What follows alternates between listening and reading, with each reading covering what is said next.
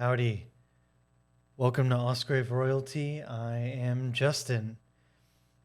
We are now talking about Zeus, our first god and or goddess of the God and Goddesses series from Bolen. We're in season 3 here on the channel. Make sure and check out seasons 1 and 2 for the full context to get the most out of this video. And I got a lot of notes. It's going to be tight, so I'm just going to get right into it. In this video, we're going to be talking about Zeus, what he represents archetypally, based on Jean Bolen. And in her book, we're going off this book, Gods and Everyman. In this season, we also have Goddesses and Every Woman. I combine them. But we happen to be starting with Zeus, so here we are. The way I've structured these videos is we're going to talk about Bolen's information for the first half, and then I'm going to give like a reaction and some what the given god or goddess did for me in my life. Or my reactions, what the information awoke in me, so to speak, after I learned about all this stuff. So yeah. Let's see. Starting with Zeus. You may have heard of him, maybe not. He is the first of the 3 gods, the other 2 being Poseidon and Hades, who we'll cover shortly, whom Bolen designates as patriarchal. Now, this is not a season on mythology. Mythology is an incredibly rich and very dense subject. That is not the focus of this series.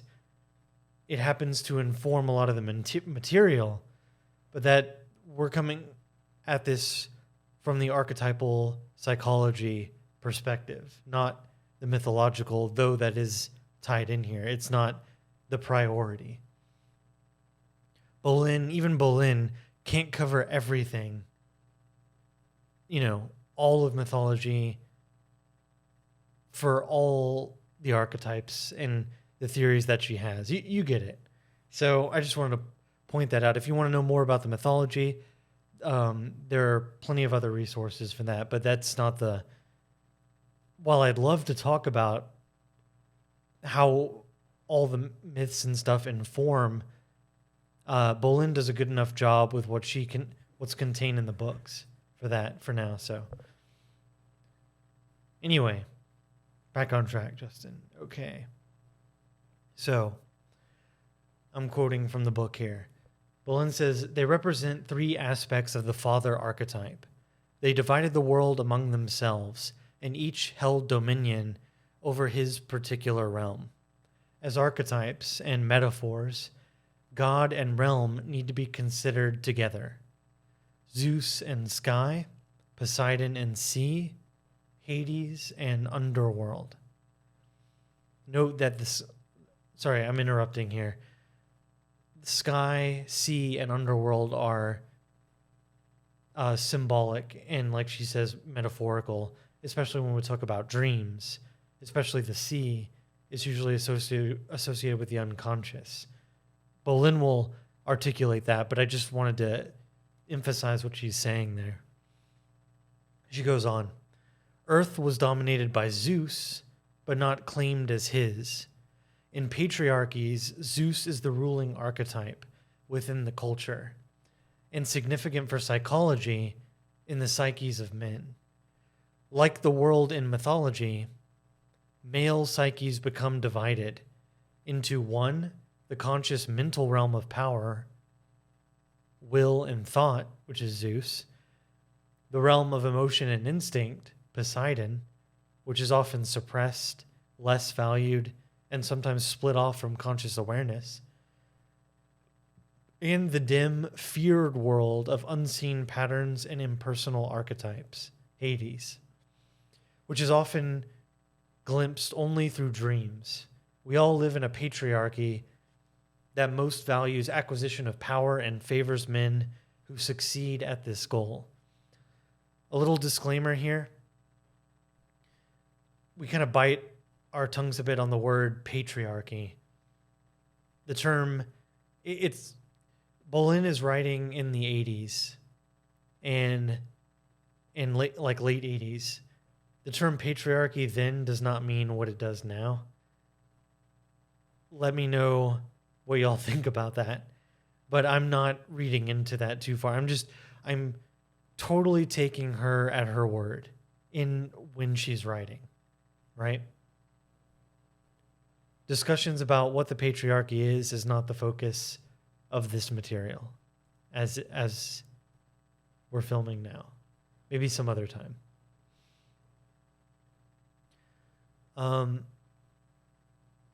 She says she says biological fatherhood and the father archetypes are not related.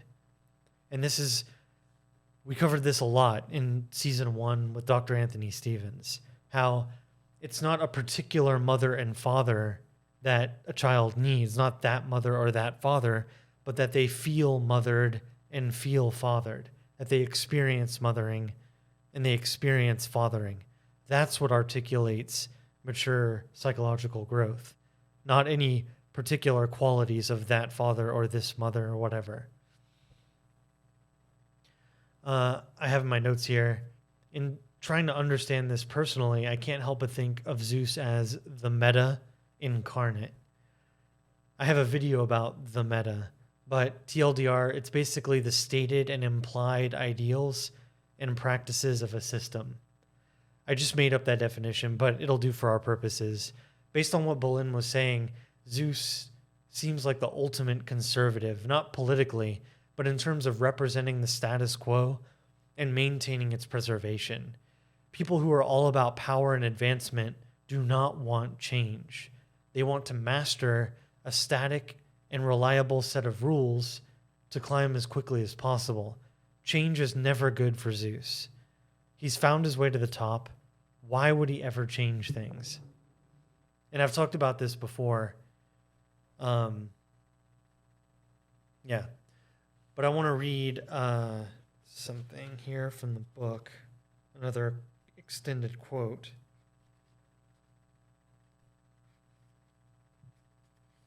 So just a quick background, very, very quick.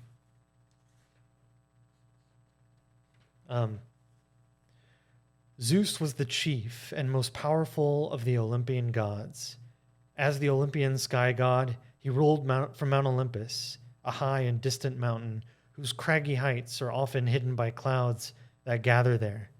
When he and his brothers, Poseidon and Hades, drew lots and divided up the world, Zeus received the sky. Poseidon was allotted the sea, and Hades got the underworld.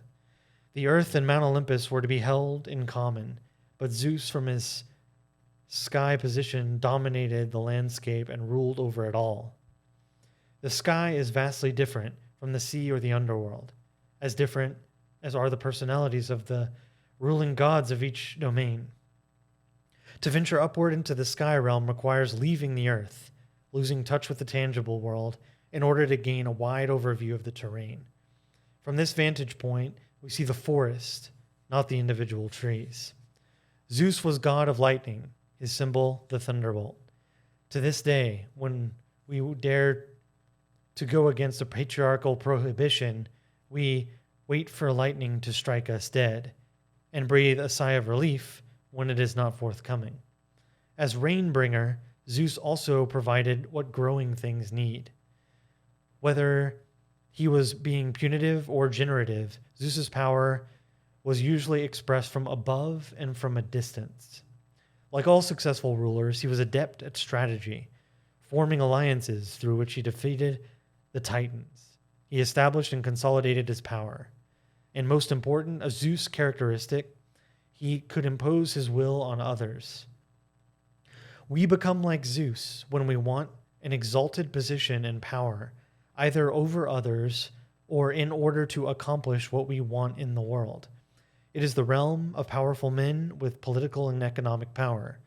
From the legendary King Arthur and historical Roman Emperor Augustus Caesar to contemporary political leaders, including Prime Minister Margaret Thatcher of England, who demonstrates by her example that the sky realm is not an exclusively male domain, but is an orientation toward power and a capacity for decisive action.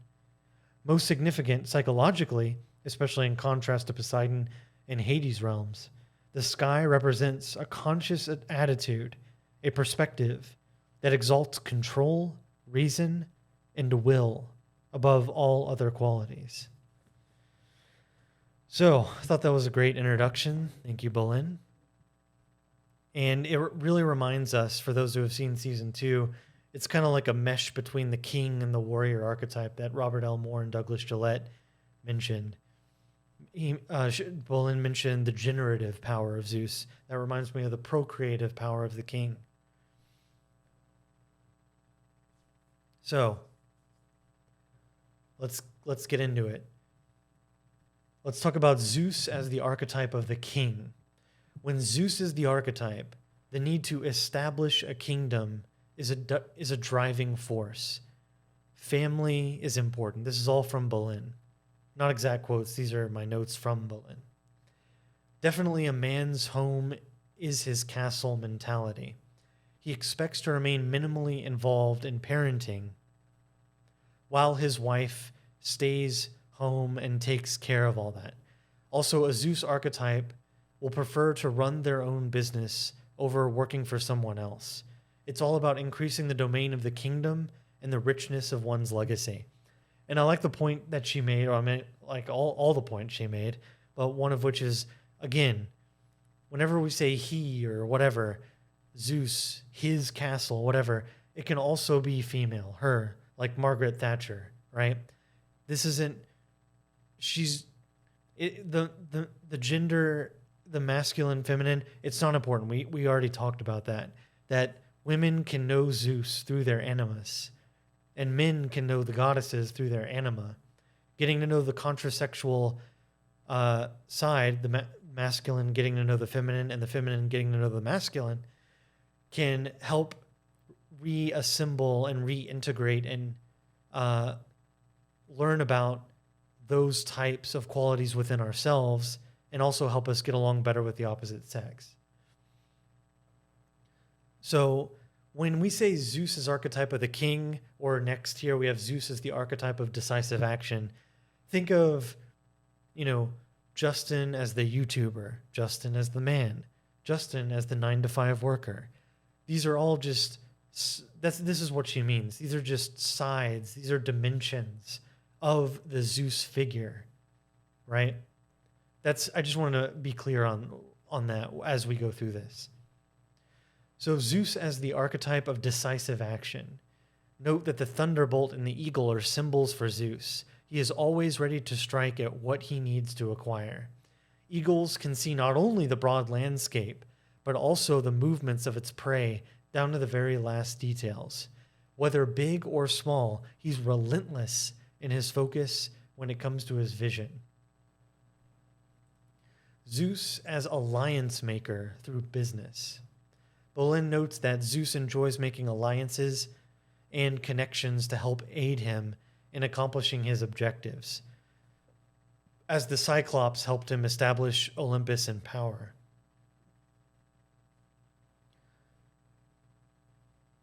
Zeus as alliance maker through marriage.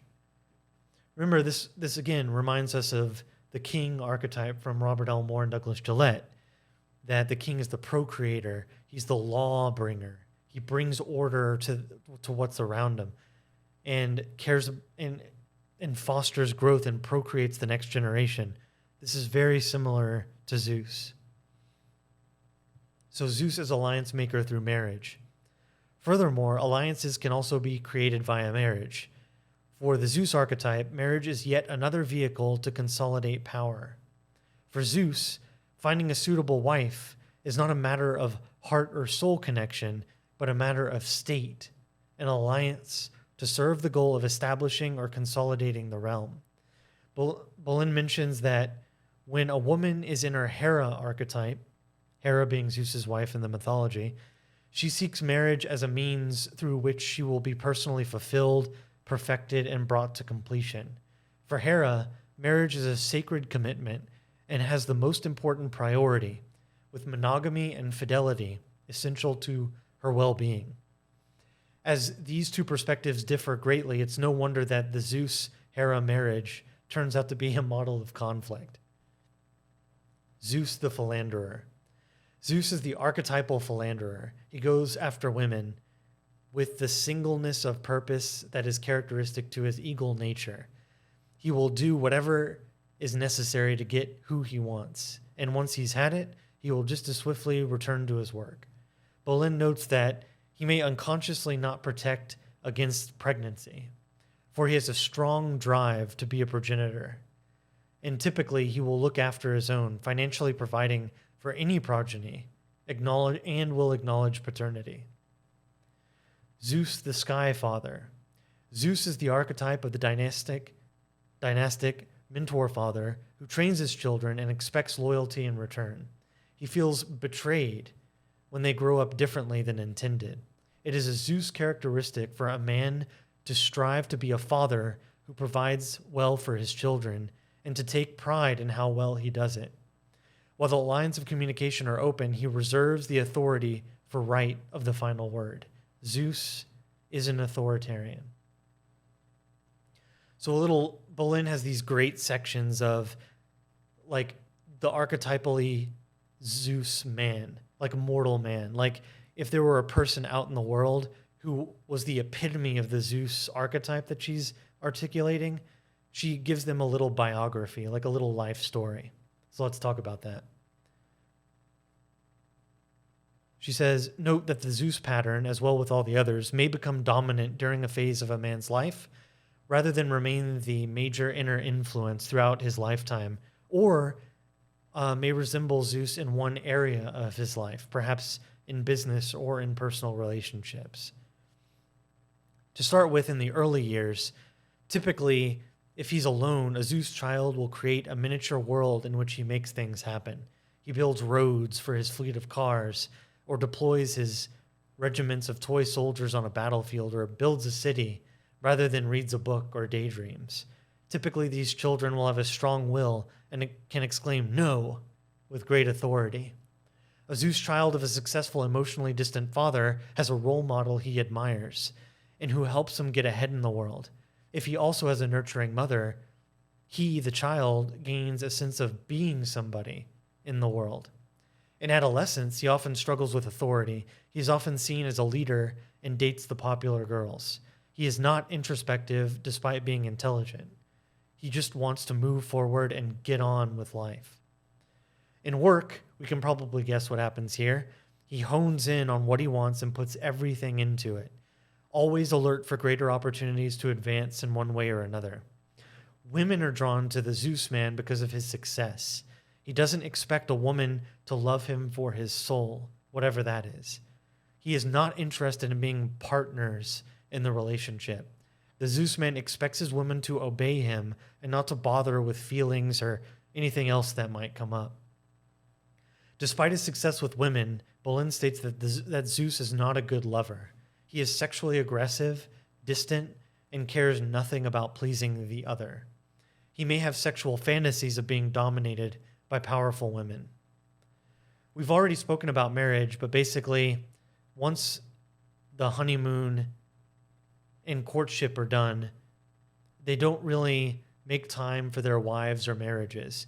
We've spoken about offspring as well. Zeus sees children as a way to extend his domain and takes great pride in what his offspring begin to contribute to that domain. Heaven forbid the child who veers from that vision, it will likely receive rejection. In relationships with men, it's all about building a thriving network of powerful individuals. Exclusivity and prestige above all. This reminds me of the Kevin Samuels in the Manosphere and kind of Richard Cooper, what they call the high-value male, being in a network with powerful men, right? In his middle years, the Zeus individual is granted an opportunity to take stock of how his vision has been actualized. He can use this time to do some self-work in terms of his emotional life as well, if he's inclined to do so. There may be a shift in finally wanting to spend more time with the people in his life rather than continually working on his vision. In the later years, he may become introspective and further elevate the seeds he has sown, for better or worse. Did he undermine his heirs too much, which resulted in their rebellion or alienation? Some Zeus individuals will not let up even at this stage in life, seeking to dictate the details of their assets, even from beyond the grave as well. Psychological difficulties, Bolen is articulating. The Zeus man is often out of touch with his own sensuality and emotional responses, which makes him unable to communicate or connect at these levels with others or know these aspects of himself. The emotional immaturity easily leads to distorted sensual and sexual expression, shame and guilt, condemnation or devaluation of others who are not cut off as he is. He is an incomplete person, underdeveloped in ways he usually cannot even appreciate. He also misses the forest for the trees. Bolen gives the example of perhaps being a world-renowned expert on child rearing, but never having once actually taken care of a child themselves. He also subscribes to a might makes right mentality, doing whatever it takes for whatever is in his focus. As such, the power he attains may also come with a heavy share of paranoia. Moreover, his lust for power may lead one to fall in love with one's own legend, becoming grandiose or narcissistic. This causes a major problem for anyone around him wanting any kind of intimacy, and as such explains one of the reasons for immense turmoil with Hera and his progeny. Ways to heal. Bolen states that those possessed by the Zeus archetype often remain unaware that they need to heal at all until it's too late, which lines up perfectly the fact that narcissists don't typically enter therapy. Why would they if they think they're perfect? Probably one of the reasons they're free to wreak havoc on the world. Bolen also states that a heart attack pairs symbolically with the Zeus archetype as it serves as a wake-up call about literally ignoring one's heart. This will require Zeus coming down from the summit. Great imagery there. She compares the Zeus archetype to the wounded king. Where a wounded king rules, there is emotional aridness, lack of creativity, and nothing thrives. For healing to take place, an innocent fool must enter the psyche. He looks down on foolishness and innocence, but healing can only come when the Zeus individual embraces this kind of vulnerability. Ooh, that was a lot. That ends the Bolen's kind of notes and segment. I want to get through my reaction to all this, and then I'll have some closing remarks. When I look inward, I don't see a lot of the Zeus archetype within me, for better and worse. Zeus represents mainstream success, power, and status. I don't really have any of that, despite knowing what that is in my 2022 American culture. Money, women, leisure, legacy, and the respect of capable men. That is what mainstream success for a man is as of today of 2022, as far as I can tell. The advantage Zeus people have is that now that they know what to seek, they're often going to do whatever it takes to go get it. The world is very clear. It's always something I've envied. The problem with me is that I resist the meta as much as I can. I'm not a realist, I'm a romantic. I dwell not on how things are, but on how things could be. So I'm pretty creative, which is not an element of Zeus, which Bolen just stated. Zeus people don't worry about possibilities. Rather, they wonder about how to exploit reality to their full advantage. I would say that I preoccupy myself with redefining what success looks like for me subjectively, even if it doesn't look like mainstream success. There definitely be overlap, but I would say that it's more honest because I've chosen it for myself rather than molding to a certain definition of cultural success. cultural success, remember Bolen talking about Zeus being distant, being in the sky, and dictating from afar. That sounds like a permeation of cultural success. Like, it's a message we receive as individuals from afar, from society, from the outside.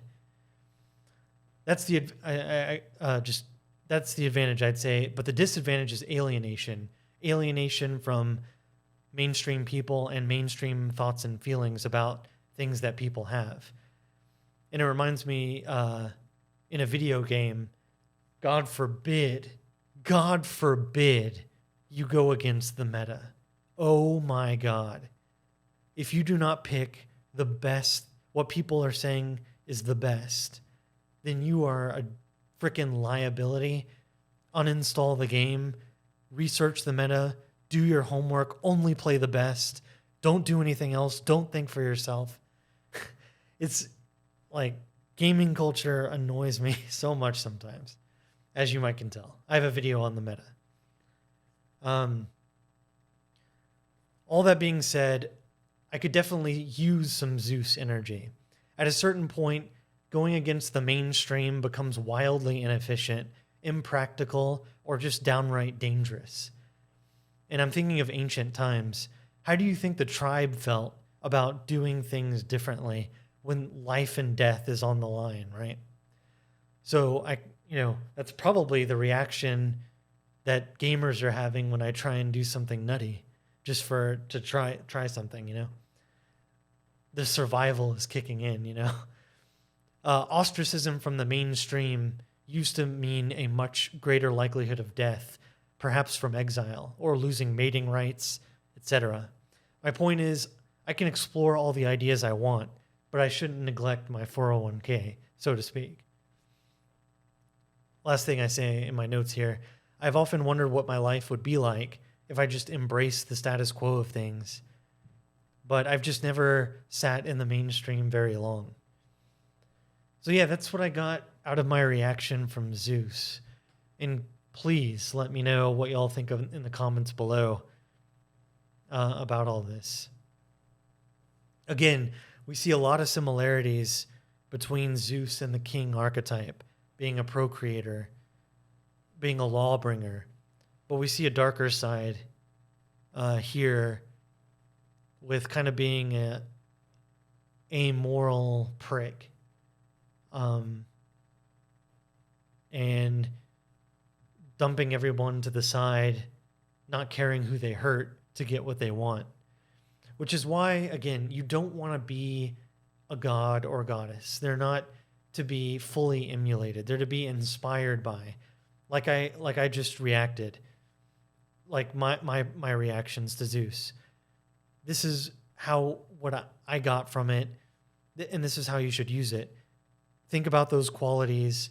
Where do you line up in your life in terms of those qualities? How could Zeus help you? How could he hinder you? Are you too much Zeus? Are you too little? These are questions that are at minimum conversation starters, and at maximum could be life-changing in terms of maybe you realize something in increased awareness. And I've mentioned in other videos that sometimes by simply naming a problem solves the problem. You ever think like, oh my God, I do that, don't I? And then you're like, oh my God, I never even realized that. That kind of insight, that's growth. And even saying like, I disagree or whatever, that's information. Simply bouncing off these ideas is information for increased awareness. That's the value for all this. Let me think here. Yeah, that about covers it. I went really fast, and I'm not trying to milk views or anything, but listen back, and you can get all the qualities again. I'd say it's worth it. I'm a little biased, though. That sounded cockier than I thought. But again, buy the book, too. All the details in there. Anyway, that about wraps it up. Thank you for sticking with me. Survive the first God. We'll see y'all next time. Take care.